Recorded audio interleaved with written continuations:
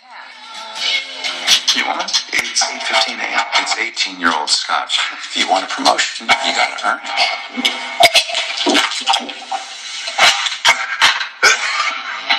All right. So we can all laugh about when it's in a movie, right? Like the clip from Horrible Bosses. But a new study suggests there are actually 4 times as many real-life psychopaths in senior management than the rest of the workforce. Kind of scary. Psychologist Jeff Gardier joins us from New York to talk about it. Jeff, I can't imagine how many people right now are wondering, thinking, is that my boss? Okay, there's a real definition of a psychopath. Explain the difference between someone who just annoys you and thinks is occasionally crazy and a psychopath. Well, Suzanne, we do know that psychopaths share 3 very distinct traits. For one, they're very egocentric and very narcissistic. Secondly, they don't have much empathy. And third, they have no conscience. In other words, they have no remorse or guilt. But we also know that they can be very cunning, they can be very aggressive, very manipulative, very charming, and they certainly do lie. And why are these people showing up in upper management? Because they're perfect for these kinds of jobs, because they are risk takers, and we know in upper management, no risk, no reward. And they don't tend to stay at these jobs for an extreme period of time.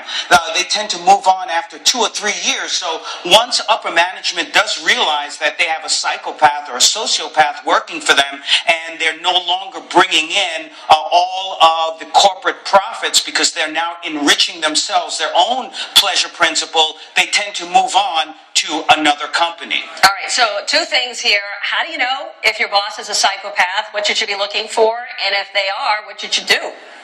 Well, one of the ways you can tell your boss is a psychopath is they don't care what happens to you.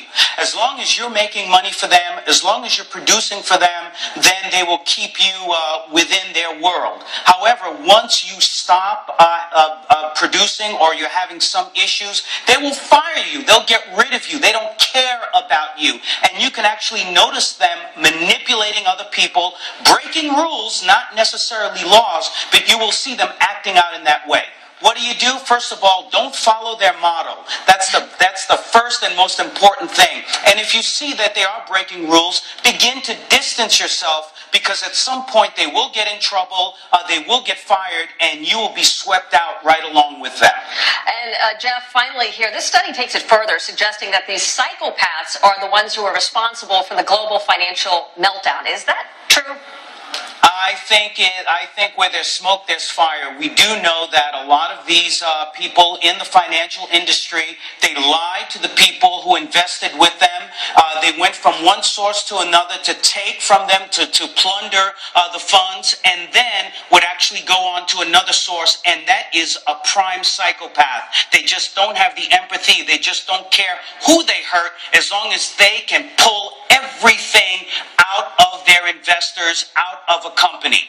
And I think there was a company called Bain who did that, but maybe that's a topic for another day. Whoa, okay. That is a topic for another day. Jeff, thanks. If you can also take an online quiz to see if your boss is a psychopath. That's at CNN.com.